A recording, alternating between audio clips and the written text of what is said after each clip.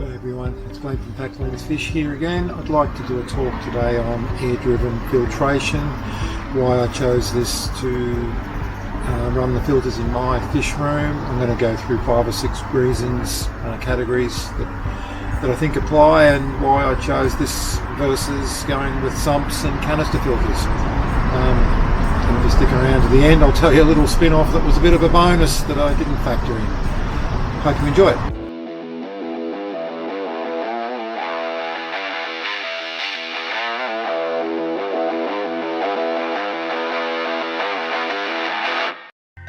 I just want to point out at the start that this video is not going to be about how filtration works per se, the whole nitrogen cycle and all that. That's a topic in its own right, we might talk about another time. This is merely how I've applied the concept of filtration to my fish room using an air-driven system, and the reasons why I went this way. So here we go with number one.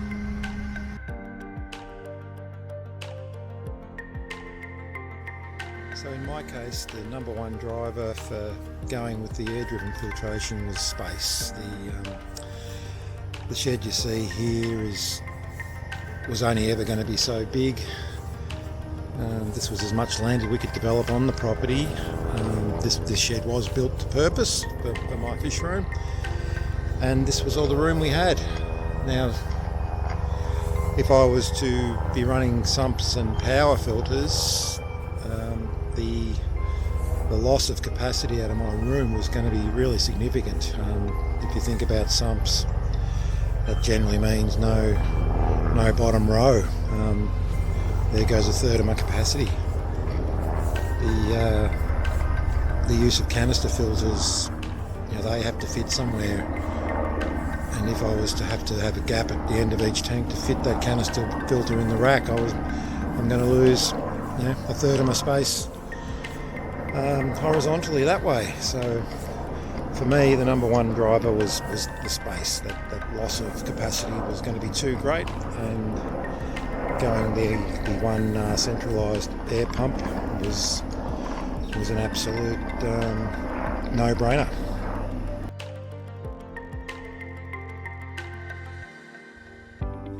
Cost was certainly an important factor. There's one bit of equipment to buy in terms of driving the system, that air blower. In my case, I went with a 370 watt per hour unit. So there's two factors to the cost here. Obviously, the cost of the actual pump was one thing, and I think I remember paying somewhere around the $450 mark for that pump back in 2012. And the secondary part of the cost of that 370 watts per hour for power. Now I'm filtering 114 tanks, 14,000 litres of water in my fish room for 370 watts per hour. I couldn't imagine it coming out any better trying to filter that much water in tank using canisters and sumps and a million pumps and so on. In terms of other costs associated with setting up my filtration, the plumbing I've used around the room to deliver the air to all parts is very cheap stuff. It's PVC in the first case, immediately plumbed from the air blower, 40mm internal diameter PVC pipe to create a spine or a backbone into which we then run the 19mm polyethylene hose that you would use in a drip system in your garden. This stuff's super cheap at 20 odd bucks a 8 metre roll. So to run the air all around my room, beyond that 450 I spend on the air pump, maybe another 200 bucks at the most, and that gives me the option of popping in a little air tap at any point around the room, and I'll touch on that later on as to the secondary benefits you get there. This little guy here is another reason why I went air driven. These power points run at about $70 each. Back in 2008 when I had the shed decked out by the electrician, they're rated to work in a more humid environment than your standard plug inside. As you can imagine, you wouldn't want 20 or 30 of these around the room to try and run all the various power heads and pumps if you were going other route. The final aspect to the cost of my system is the end point, and I run with the good old-fashioned sponge filter in all my tanks.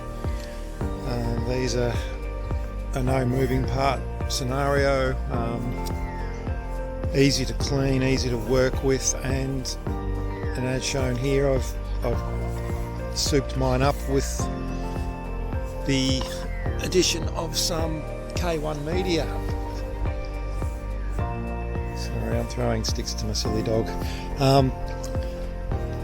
Which gives an enormous increase in capacity for no extra energy cost. You know, the bubble that was coming out of that sponge has already been paid for at that point, and as that makes its way to the surface of your tank, you might as well be getting a second bite. And these K1 canisters that I run just allow me to have very heavy stocking rates and know that there's a great capacity to deal with any potential ammonia spikes if you have a fish die, or you overfeed that touch one day. The K1 is a product that I'll probably have a chat about one day in a video of its own accord, but the very low cost to buy a 50-litre bag of that and spread it all around my room. I've got 2 bags of 50 in my shed, which, as I said, have more than doubled the filtration capacity of my existing system for no extra energy cost. Just the cost of the K1 and the plastic jars. So, very powerful and high capacity filtration system at $40 per tank at the most.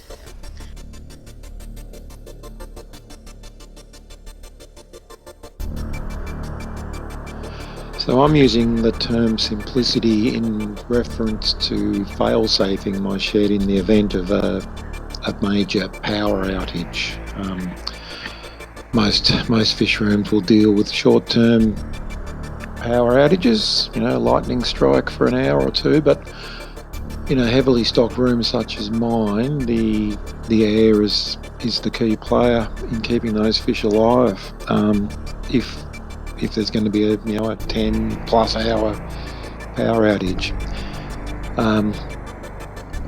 now it's relatively simple for me to get around this by using a petrol powered generator, and I've only got to plug that one particular piece of equipment into that generator to keep the fish going. The lights can be out, that won't matter. The fish are going to go to the bottom and rest. It's going to be a matter of days before my shed cools down enough that the temperature is the issue, but oxygen and running those filters to maintain the safe ammonia, that's first and foremost. I'm not sure how other people get around this in large fish rooms where there's so many pumps and things to deal with. Reliability is an enormously important factor that helped make this decision for me too. As mentioned earlier, my system it's all driven by one machine. The air blowers are designed to have an incredibly long running life. We're talking 10+ years for that piece of equipment to run. All you've got to do is occasionally shut it down and clean out an air filter. It's a very simple machine. I know in my case the one thing that let me down at one stage was a part that failed after a power outage, which I think it's a capacitor. I'm not an electrician, I don't know what role that plays in the machine, but I got it serviced around the corner, and they did mention that part is worth replacing in some of the cheaper forms of air blower, which apparently is what I ended up buying. But yeah, no moving parts to contend with or replacing. That machine's just going to run as long as you've got power. The sponge filters themselves are a no moving part system, so really the only ongoing maintenance there is to replace your silicon air tube every so often as it gets a bit stiff. In my case, running African cichlids with lots of salts in the water, the silicon does get hard over time and gets to the point where it dislodges very easily if you touch it. But reliability, rinse those sponges out when you do a water change, and there's not much else to it after that.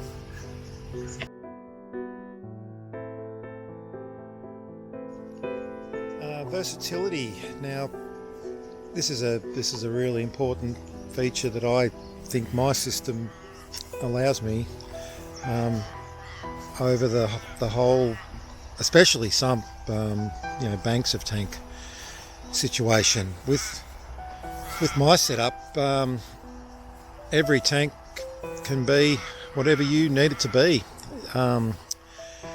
If you want to have a tank of discus in 5.5 pH water with wood and a breeding cone and a gentle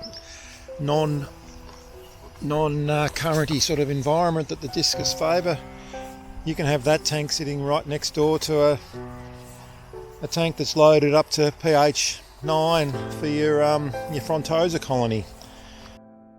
And as we saw in the video I did on worming fish, the versatility aspect, this tank can be used as a treatment tank, where because it's isolated from other tanks around it, we can drop a bit of water, we can minimise the amount of meds we're using, and we can perform a treatment on this tank standalone, which I think is a great feature to have.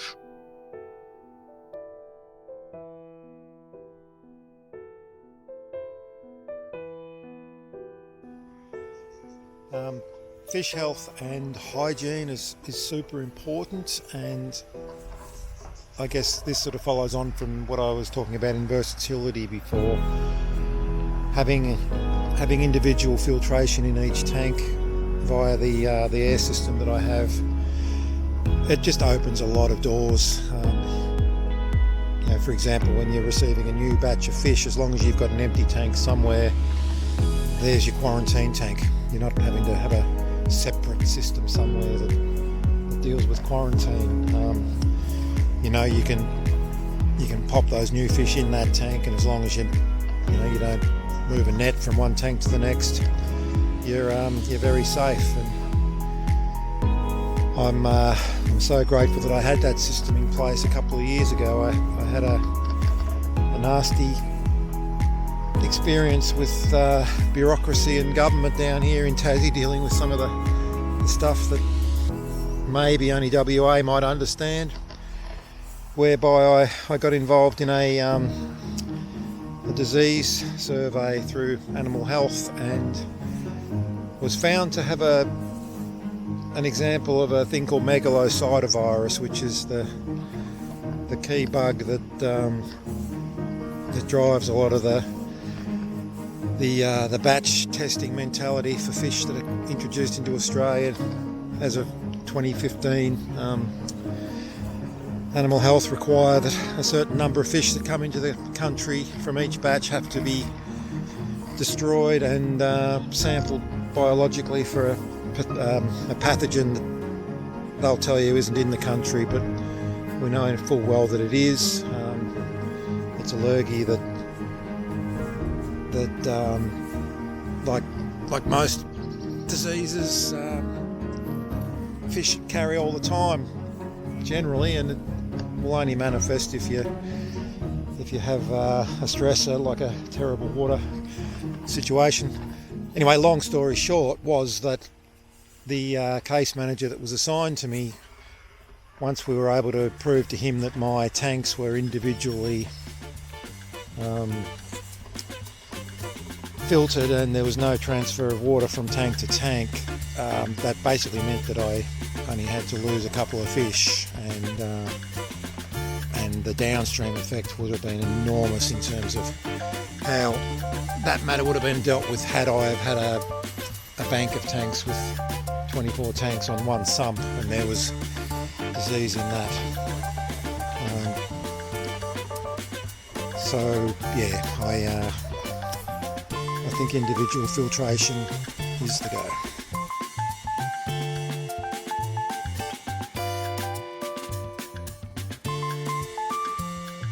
Secondary benefits, which in my case, the point of the air blower initially was to run my sponge filters and keep my water right. As mentioned earlier, I've got air just running around over every tank, and that allows me to do a lot of different things without having to buy another air pump. For example, my brine shrimp hatcher, that's an airline spiked off the same communal air system that's driving my filtration. I don't have to buy another little air pump for that. In each of my breeder tanks there's a tap set up which I can either run an egg tumbler in that water with the parents if as long as I don't have a bristle nose sucking those eggs through my egg tumbler. I can also run a floating fry trap, which we know has good benefit in terms of accelerating the growth rate by running those babies in the same water as their parents. So once again, I'm not having to set up another air pump to run these. This is using an existing system for secondary purposes, and no extra cost. So real easy. If you need some air, you just grab your little spike and pop a tap in, and away you go. If you no longer need to use that egg tumbler there, turn off your tap. Very, very simple, and just gives you so much more scope within your fish room.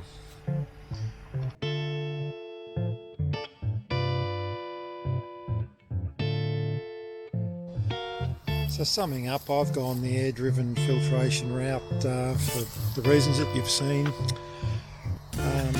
Please don't think that I'm bashing sumps and canister filters and whatnot. It's a horses for courses thing for me. You certainly get some magnificent benefits out of a grade sump system with water clarity and lots of visual improvements. Obviously, my sponge filters aren't the prettiest things to have in a display tank, but I'm not running display tanks. I'm running